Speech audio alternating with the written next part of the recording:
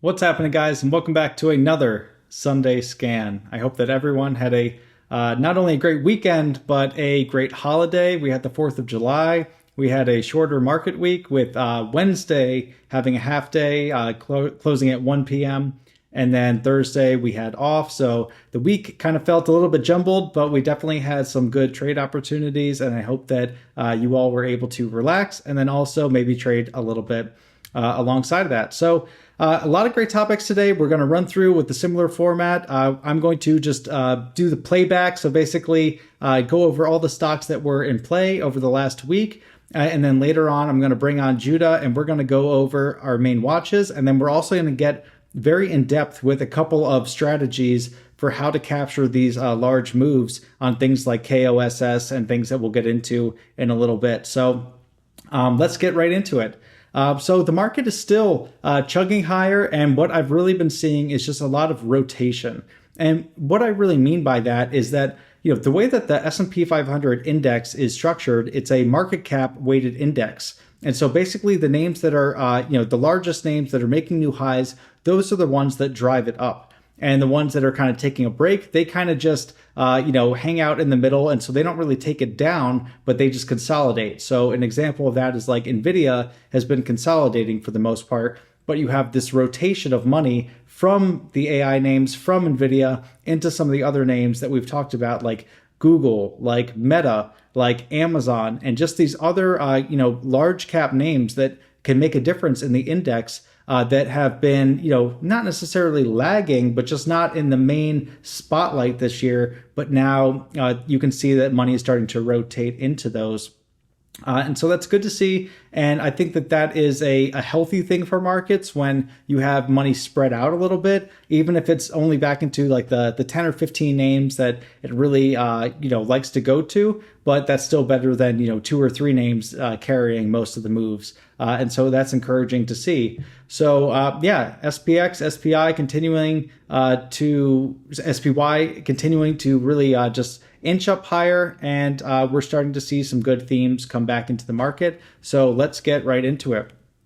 The first name that I really wanted to cover that was in play this week was KOSS, and there was rumors that Roaring Kitty was, possibly taking a new position in this, and it was kind of like a Reddit rumor. So who knows if it's true or not? We saw what he did with GameStop. We saw what he did posting the meme about Chewy, or like the dog meme. And so just kind of this pile of speculative capital, going from one name to the next. And we'll get into this more later on with Judah. But, something to pay attention to is when that pool of capital goes into a really small name as opposed to a larger name like GameStop, and how that same amount of money that was chasing the mid cap or the larger names, when that goes to a smaller name or a name with a low float or a small market cap, the range can really explode. And it's just a function of supply and demand. If you have that same kind of pool of capital that's the demand, and it goes into something with much more limited supply, that equals, outsized moves. So whether you're trying to play that on the long side, like Judah and I were,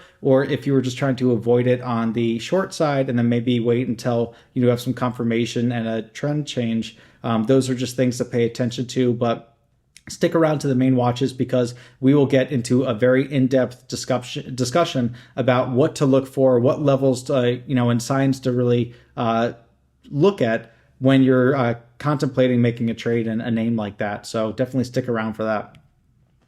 Tesla, huge name in play. This is kind of the go-to name for like the options and the large cap space over the last week, and we've seen it with SMCI, with NVIDIA. It's just rotating around these different names, but Tesla has the spotlight. And we've talked about this through the course of the year, how this was initially a relatively weak name. It had interest rates working against it. It had a lot of uncertainty, and those factors have started to change. And so the worst is behind it. New trend in place, rotation into Tesla, and a lot of the call buying activity that you're seeing. And so we'll touch on this in the main watches as well, with specific strategies for not only how to capture those mean reversion trades that happen on Thursdays and Fridays when the options get overextended and then they decay and they flush, but also how to set yourself up to, really capture some of the trend on the upside too, because the range, while it's getting overextended, that is just as significant, if not more significant, than the range when it flushes. So there's opportunity on the long and the short side. And, we can always focus in on what your preference is or what you like to trade, but the opportunity is there. So just having strategies, or at least understanding the thought process of how to position into the long side and into the short side, that is very valuable. And we'll get into more depth in that later on as well. ARM, relative strength in the AI space. And we kind of talked about this volume profile, here over the last month or so, how the volume has been fairly steady and you don't have capitulatory volume. And what that means is, capitulation, it's just a term that means to formally surrender. And so a lot of times you hear that term when either something has a blow off top and it's like all the shorts surrendered, or when you have this huge flush down and increased volume and it's like all the longs surrendered. And so when you don't have any like capitulation volume, you basically just have a trend that is still in place. And you compare that, steady trend volume to what you see over here. Like this is capitulation volume. When you have, a piece of news or something come out and you just have this massive move in the stock, massive move in the volume, and you have, all the participants basically saying, hands off on the short side. I give up, I cover, the options get blown out. And so you have this huge volume of just all those participants, acting at once. And then you have this outsized move, and then you need a lot of time to recover from something like that as the tape resets. And you can see how it consolidated, and then it kind of flushed down and had a mini kind of capitulation down here. But since then, you've basically had a strong trend back up with volume. Stan and I talked a few weeks ago about how when this flushed back down, we were looking for it to hold kind of these highs and start to base and soak. And that is a sign that the demand wall for basically who is lined up to buy this stock, that is rising. And so that's a good sign to see when you're bullish on something, that, that demand wall is rising and it's not just like a one-off. So ARM was in play over the last week, and I think it'll be in play over the next few weeks as well. Google, we've talked about this one over the last several weeks as well, a rotation name. You just have these large names that have kind of like somewhat of exposure to the AI theme, but they have better valuations. They're familiar. They're kind of just like the secondary names in the market that have taken a backseat to the main AI names, but you're just seeing money leave some of the main AI names and rotate into these. And so that's how you get that rotation or dispersion, and that's actually very healthy for markets when you have that breadth widening just a little bit. Even if it's only to that, those 15 or 20 names, that's still better than 3 or 5 names. NVIDIA consolidating, and you can kind of see, this huge blow off move here, and that's kind of like that capitulation type of move. And we had that volume really come in pockets where it would, spike up. But I think what was really driving this was the option activity. And so it just needs some time to reset from that before most likely making another leg higher, or at least retesting the highs, until we get some kind of news that, their margins are changing, the backlog's changing, the future prospects are changing, and that will come at some point. And it's not just because, it's inevitable or it has to happen, but, cyclical stocks and cyclical industries are not just things like commodities, but they are things like tech stocks. They are things like the AI sector and the AI theme. And so, everything can go well for a year or 2 years, but eventually something will come out where, the story will change. Something about the fundamentals will change, even if it's just the growth from, the margins or the earnings going up 6 or 7 times over the last year to only going up 2 times. That can change all of the other valuation metrics about how fast it's growing, what the valuation should be, what should the earnings and the sales multiples be. So I would be on watch over the next, couple of months to see if something in that story changes. But as long as it's holding these higher lows, as long as the fundamentals are in place and the earnings calls confirm the action, then that is really what I pay attention to until one of those main variables change. Chewy. this was a name that Roaring Kitty was talking about. He posted a meme basically signaling he took a position in this, and then he backed that up with some screenshots or some positioning. And so you could see it had a big move up to that 40 level and just immediately slammed back down. So to my knowledge, he hasn't posted any updates, but I think it's possible that he's just kind of doing quicker trades with these now, and not so much just buying, holding, and hoping, and trying to get everyone to rally next to him or buy him, but to really just position and try to compound and make some trades, and then maybe build up his pile into a couple $100 million or whatever it is, and then add to that, and then maybe float into some small names or some other names to kind of keep his cycle of trading going. And then GME, it's really just been consolidating. And Nate had a great comment how when you have like a stock go from being the main focus to it dispersing out, you really have like that pool of capital or those traders that are following that. They're starting to get a little bit more confused, and the moves don't go as high in some of the big names. And so I think that you're just going to see some consolidation in some of like these classic meme names as they get some direction back in place. Because for now it's like, do we chase GME? Do we chase Chewy? Is he all out of GME? Does it go into costs or something smaller? So those are just considerations to take into account when something is consolidating. OPTT, small cap names, we're running, and you can see just the huge amount of volume, like we talked about, go to where the volume is in these small names, and that's where the range is. And, you can see you have up to 600 million volume there. That's just a massive amount of volume traded and money sloshing around. And you can see, went up 500% off the lows or so. And these are the names that, they have their initial move, then they kind of consolidate, and then we'll see over the coming days, do they trap, and do they do like a liquidity trap and squeeze out again as that volume kind of dries up and then comes back in? Or was it kind of a one and done, and does it fade off? And really just using key levels or drawing lines under, where were things flushing on the way up? And then, did that kind of support now become resistance? And those are the clues to really look for.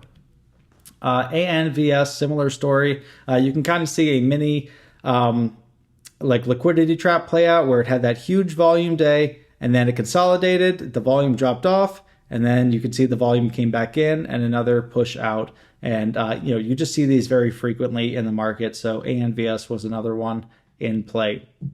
And then CORZ, you have some of these smaller Bitcoin names that are showing relative strength, even though Bitcoin had a large flush over the last week. And I'll talk about this a little bit later on as well, but kind of like the Mt. Gox, like an old crypto exchange that got hacked, and now supply is coming online or not. I feel like it's caused 10 crypto corrections, and it's basically just a combination of a high volatility sector with huge amounts of leverage. Anything that goes wrong or any potential weakness, I think that you have some whales start to move some money around, and it just liquidates people. So it's just a good reminder that if you are in the crypto space to, in my opinion, not use leverage, and then also just account for these moves and make sure that you're selling into strength. And then if you're buying into weakness, to make sure that you have a stop underneath that so that you don't have unlimited downside if you're wrong, or if your timing about a cycle or a sector doesn't match up with what you hope it would. That way you can kind of stay in the game. But things like CORZ, they also got some price upgrades, and kind of similar to like that IREN name that we'll mention a little bit down the road. And then MLGO, we talked about this one, how it kind of was like that trappy type of name, where as it's coming up here and you can see these dip and rip candles, that is really what to look for longevity before you have a huge blowout. And then you kind of have the exact opposite, where you have these huge blowout candles, rejection, and then you can see the swipe test down, and it's just making lower highs and lower lows now. So that's kind of like the cycle. You can see the volume change as well, how like you have that huge initial move, the trappiness, and then the swipe test, the blowout, and then just making a new trend. So using trend lines on the way up and then using trend lines on the way down can help you stay out of trouble, or at least just be aware of what's happening. And then SNTI, you can see another high volume name, big blowout, and now it's consolidating about down 50%. So this is technically still a candidate for a liquidity trap over the next couple of days. But I like to see things with a little bit shallower of a dip, maybe 30 or maybe 40%. But once it starts getting into that 50% range, you really need some strong volume to come back in order to break those recent highs. Yeah, and then finally the last one, which is becoming like a perpetual squeezer, is ZAPP. And again, you can see it's holding these higher lows, and you can see the volume kind of comes in, it dries up, it comes back in, and it's just the same process. So draw these levels, around here where those swipe ups and the swipe downs kind of meet. And those are levels where, you can see a sentiment shift change. So on the way back down, when this eventually fails, which I'm sure that it will, most likely, you can use levels like this for the swipe test. So as it swipes back up, you can use that as a guide for its moves down. And last one, QLGN. Sorry, this is the last one. So same kind of story, huge amount of volume, swipe up, and we'll see if in the coming days the volume dries up, if it kind of consolidates, and then maybe has a secondary move on that.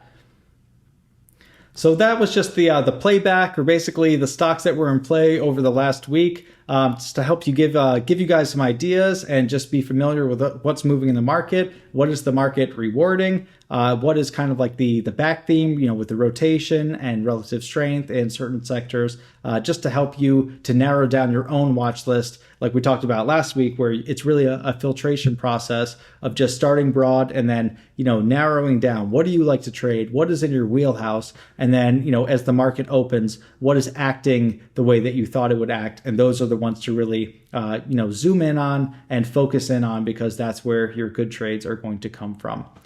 So the next part of Scan, I'm going to announce the t-shirt winners. We got a lot of good comments from last week. So the t-shirt winners, or people who left good comments, were Mr. Sincere, ZQ9BB, and Daria Vasev, NQ8TE. Congratulations. You can both email webmaster@investorsunderground.com to claim your prize. And then before we get into the next section with Judah, I'm going to run through the disclaimer where neither Judah nor I are financial advisors, and these are not buy or sell recommendations. These are for informational and educational purposes only. Now let's bring on Judah. All right, we got Judah on again this week. Judah, thanks for joining me. Thanks for having me on again, Chris. Yeah, of course. So we were both pretty busy this week. We had a couple of trades. We had some good overlap in the things that we were trading. So what are you watching, or what were you watching this past week, and what were you trading? So COS was one of them. I know you traded that one as well. So usually I have the screener that's running Hive Day Scanner and like those trend scans, and COS, obviously it came up right off open. Initially, I didn't think much of it, because usually this stock doesn't really do much. And when I pulled up AMC and GME, they weren't really doing anything.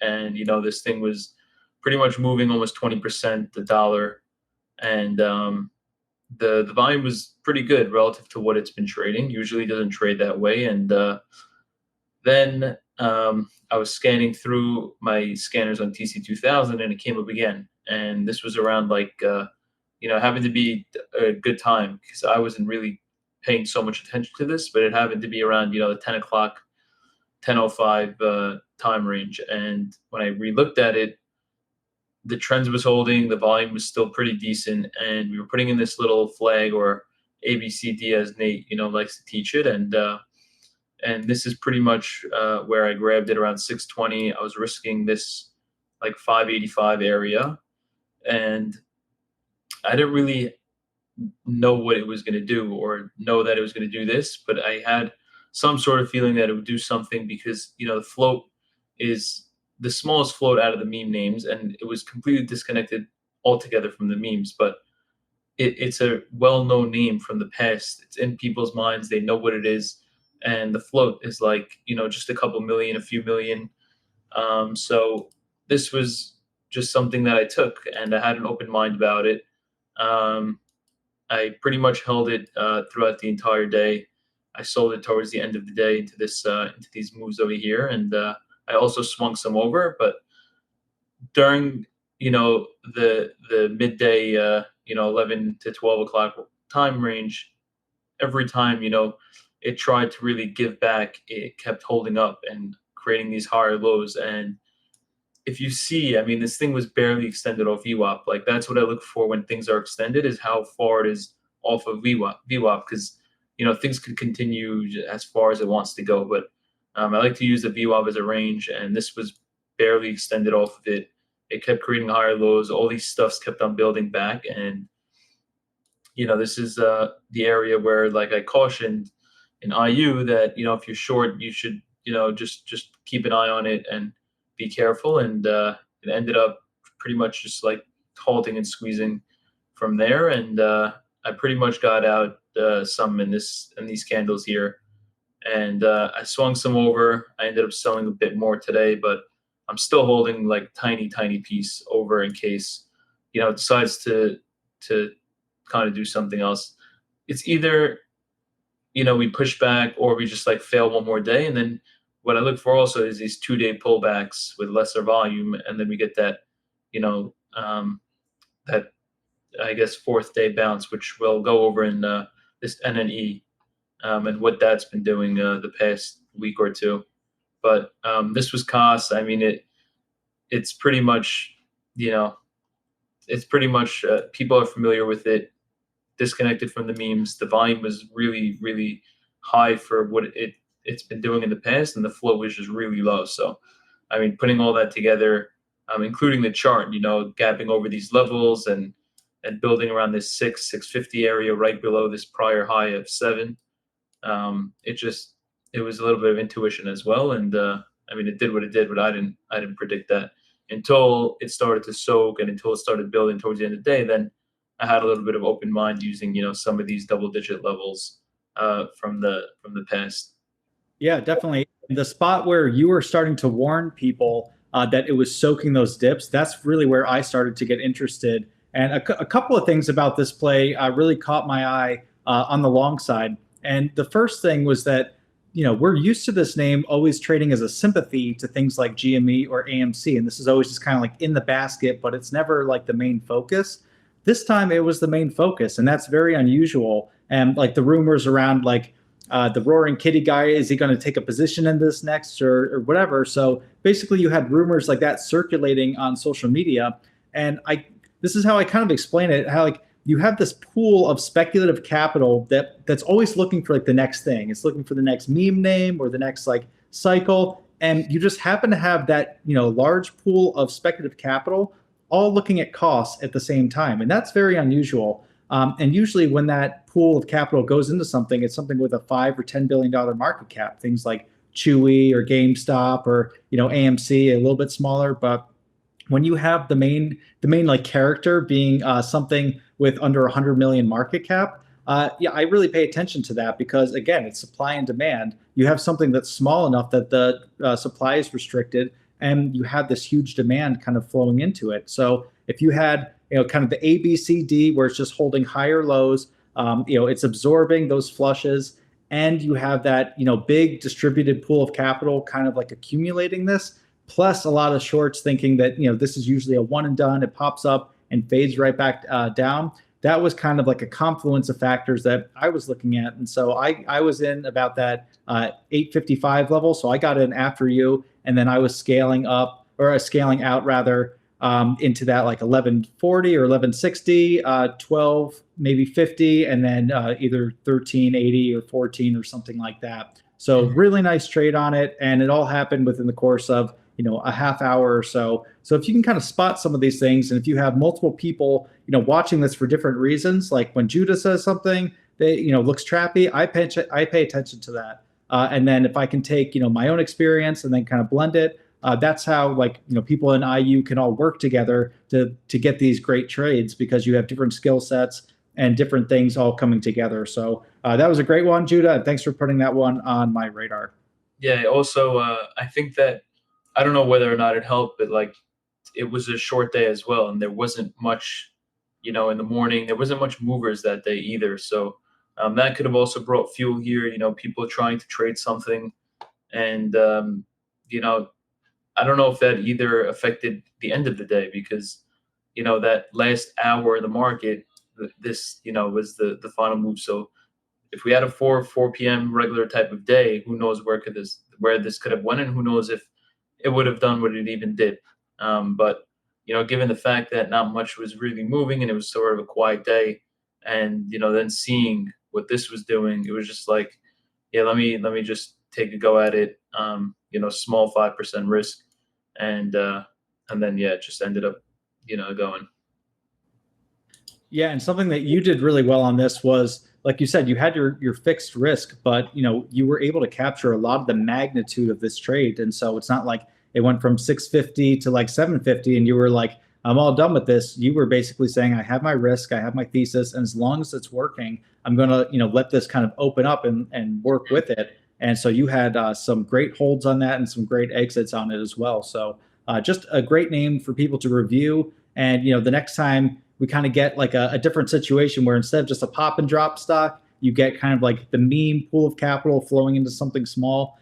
You can see that these can go really far in the range. Anticipation is a big edge when kind of like looking for how far something like this could go into the circuits and then kind of exiting along the way there. So that was great. And so, Judah, what else do you have on watch for the upcoming week? What are you looking at?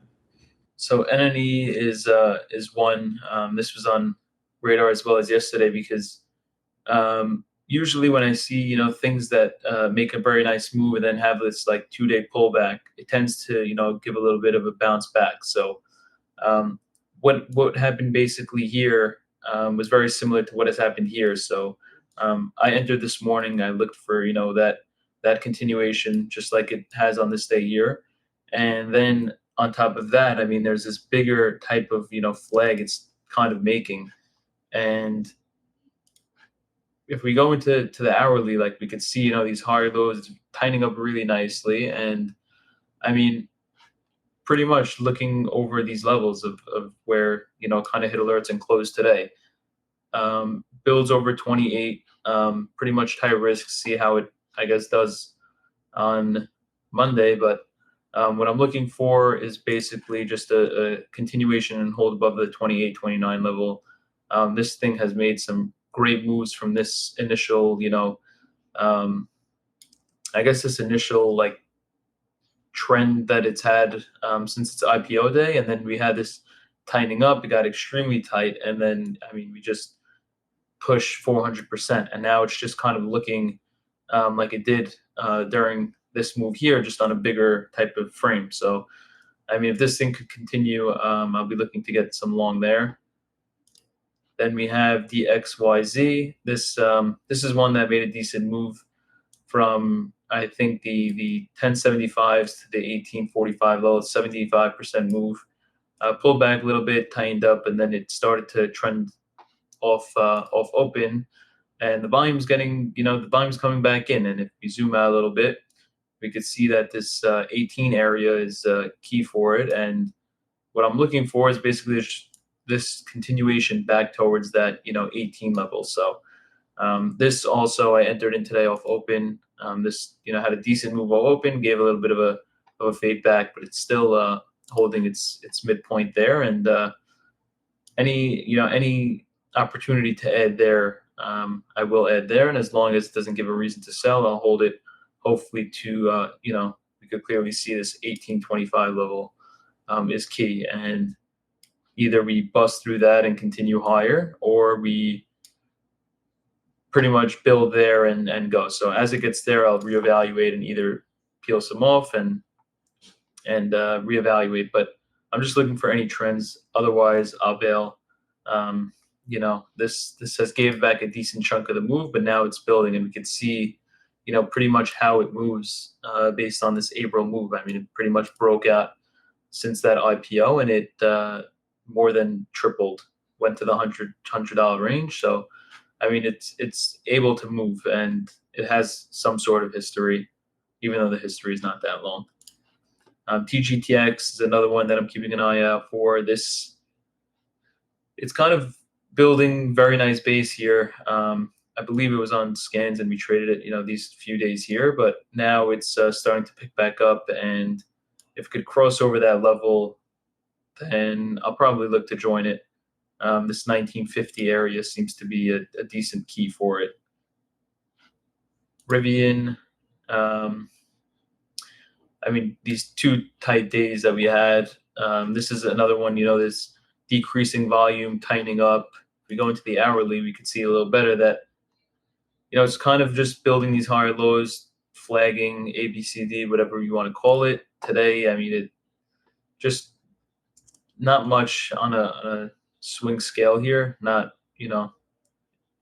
pretty choppy intraday. But if we zoom out back to the daily, we could see that, this, this anything like over that 15 level, maybe 1475, I'll look to join for a continuation. The volume here is great, and now it's slowly dying down, but it's tightening up. And over that 1475, 15 level, I'll be interested for a pushback. Crowd is a little bit of a slower name, and it kind of also, building very nicely up here. And what I'm looking for is any break over that trend line there, about 392.55. And it's kind of interesting because the market itself is breaking out and everything else is breaking up, but this hasn't. So we'll see if it does, something like it has here. Even though this was on earnings, we'll see if it tries to push and then just stuffs, or I'll reevaluate it as it goes, because I'm not really sure what the market's going to do at this point. And this is like more of a slower moving, larger cap name. So I may take it, I may not. This I'll reevaluate next week. And then Carvana, this was on radar, then I took it off, and then I put it back on. This like 129 area is clear key. It's pretty much been soaking the last few days. And today, we had a very nice end of day move with some decent volume. So moving to the hourly, we could see kind of that this, this area here is going to be the level that I'm looking out for, 128.50, 129. Any build there would be kind of just a, maybe a quick trade. But yeah, I'll reevaluate this one as well. The scans this week is going into the week, at least, is a little tight because how things have been doing in the overall market. The market the past 3 days have just been breaking out, and we have Google and Amazon and all these things just pushing up. And yeah, I don't want to start chasing things. So I'm really trying to look for things that are kind of tightening up, and there's really not much right now. So this is my watch list for the week. Excellent. Yeah, great thoughts there. And then I'll tap into some of my main watches, and I have some different themes that I want to just discuss a little bit. But starting with, I believe Tesla is the first one, so we'll pull that up. Yeah, so we've seen in the market, just a big rotation between, like the classic AI names, the SMCIs, the NVIDIA, that whole sector kind of pivoting out into some of the more traditional like FANG names, or like the Magnificent Seven. And I think that's a big reason why you see the market still chugging up. You have some of the AI names like NVIDIA got overextended. And so now, fund managers or other people, they're cashing in on some of that, and they're looking at where can I deploy that capital? And so they're looking around at names like Amazon, Google, Meta, Tesla. They're looking at things that still have a good growth runway ahead of them, but things that have been a little bit of laggards in some ways. So I think that the Tesla story has changed since a couple of months ago. You now have rate cuts in sight. You had Elon's pay thing, his pay package kind of get sorted out, and so you just have I think the worst is kind of behind it, and so it's starting this new trend. And now this is like the classic options driven name. So just like SMCI was, just like NVIDIA, it's kind of the same playbook where you have huge call options kind of getting bought over the course of a week or a couple of weeks. It runs up, and then on a Thursday, Friday, especially around big options expirations, it has that mean reversion trade, and then it kind of sets up for the next run. And something that I mentioned on a recent watch list that I put out in Investors Underground is to think about both sides of this trade, because I feel like over the last couple of months or the last 6 months, a lot of people have gotten more familiar with kind of like the Thursday, Friday mean reversion, pullback as those options kind of decay and the stock flushes, and some people have been able to capture some really good trades on that. But then think about the opposite side where it's after that mean reversion trade and it goes back to its trend. How are you positioning to play that next leg up? So let's say Tesla goes to 240, 250, 260, sits back to 250 or 245. Okay, you capture that trade, and now over the next week or 2 weeks, it's going to 275, 280, 300. And so you have huge range on the upside as well as the downside. And so just thinking about strategies of how to really capture both of those moves, and that could be setting up for the Thursday, Friday mean reversion around big options expiration, and then positioning either after those flushes or maybe on a Monday for the upcoming week, as long as you're still seeing the bullish factors in place, as long as you're still seeing the call option buying and the trend in place and it's holding dip. So just kind of like a quick thought on that of like how to play both sides, not just look for one of them. And then let's go to the next name on the list. And that is, I believe, what do we have? ARM, ARM? Yep. Yeah, so we talked about this one having relative strength within the AI sector. And so while a lot of other names like NVIDIA are consolidating after their huge runs, ARM has taken the lead of like the relative strength name. And I also want people to take a look at the volume on the bottom of the screen, how we talked about like, see how the volume is like steadily increasing and there was no huge blow off volume move or capitulation. I mentioned this a few weeks ago, how these are the types that they don't take months to reset after a good move up. They can recover in the course of a week or a couple of weeks and make new highs because you still have that steady volume coming in and you don't have that huge blow off. Like if you scroll back to a couple months ago when it had this capitulation, you see that giant spike in the middle of the screen. Yeah, that's like a big volume capitulation. That's where like the call options, like the squeeze, that's where everything came together and caused that huge squeeze out. And then that needs a couple of months to reset the tape. But when you have this steady volume, that can really increase, especially if you're breaking new all-time highs and you don't have much supply above that until the whatever investment bank, I think it's SoftBank, or whatever syndicate underwrote that, and so they start releasing kind of shares or supply into the market. They will be the determining factor for when the next downtrend begins. But for now, this has relative strength. And then on to the next name. I believe we had, what was it? COSM? Yep.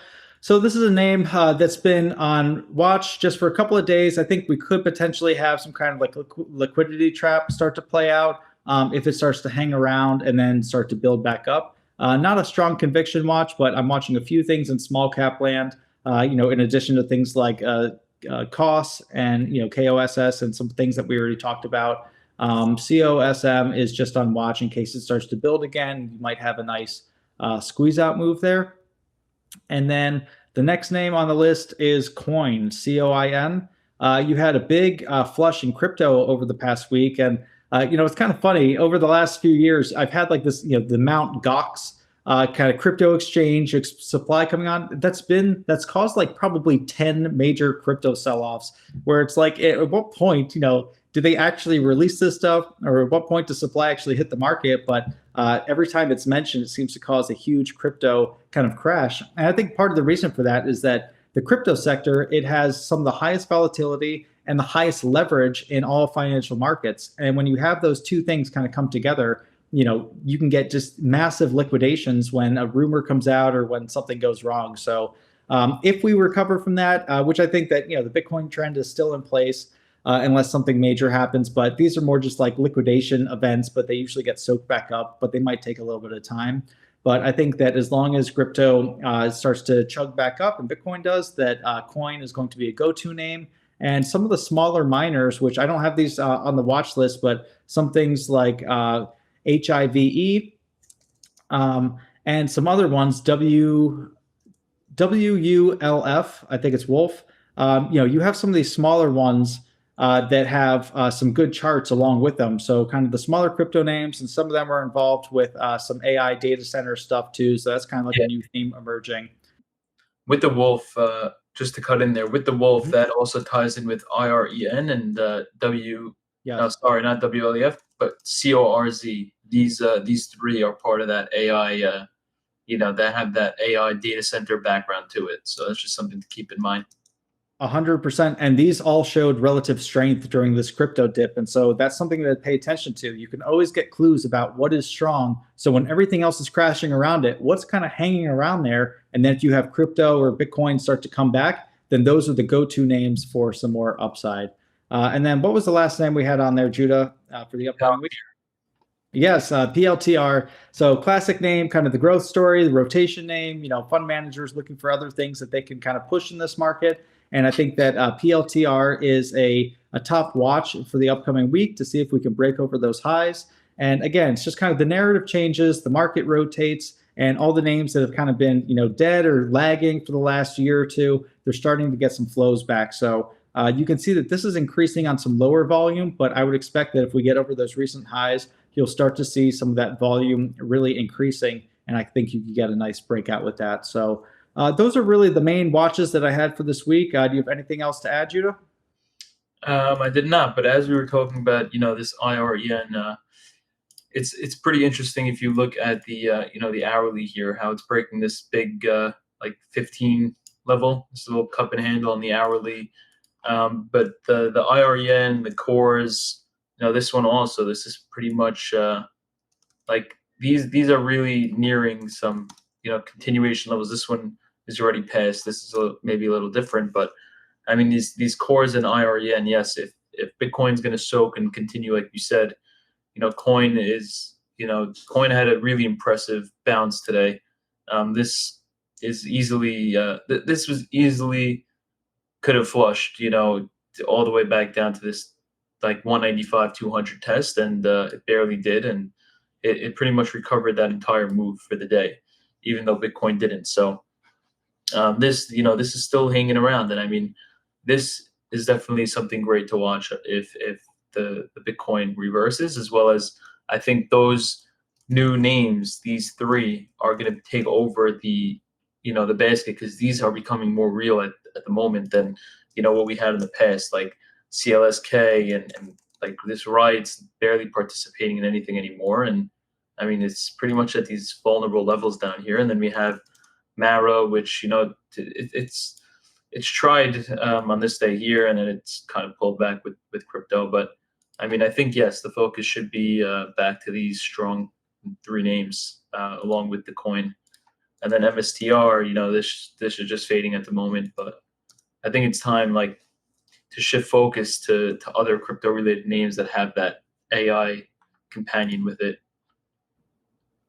Yeah, especially if someone has a bullish view, you always want to look for relative strength within that, because if you're looking at relative weakness in a strong trend, you're going to underperform, or that stock is going to underperform by definition, pretty much. If you have 10 names in a sector and you have the top two or three that are making all the new highs, that's what drags the sector up. And the top two or three that are hanging around at the bottom are the underperformers.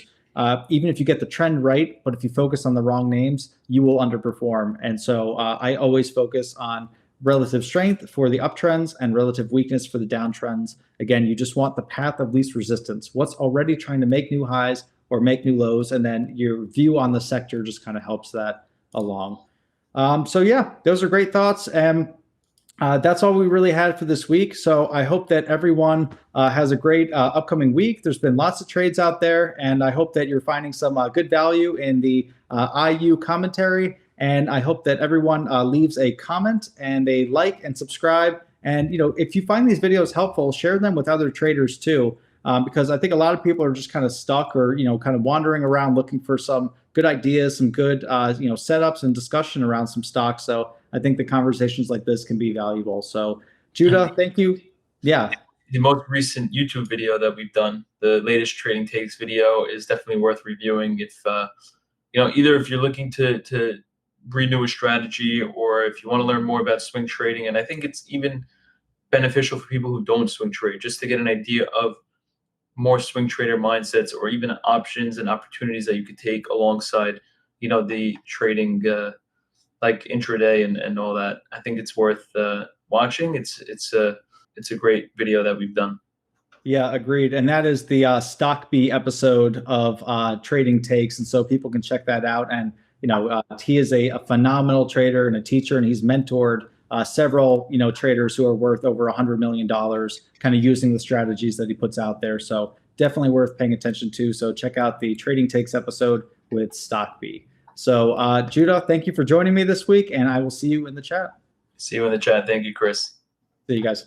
Thank you everyone for watching. If you want to trade live alongside me and other members of the Investors Underground community, then check out investorsunderground.com to see if becoming a member is the right decision for you. They have some of the best technology and a lot of great members there, all looking to help other people improve their trading. And also check out Investors Underground content on YouTube and Twitter. Thank you.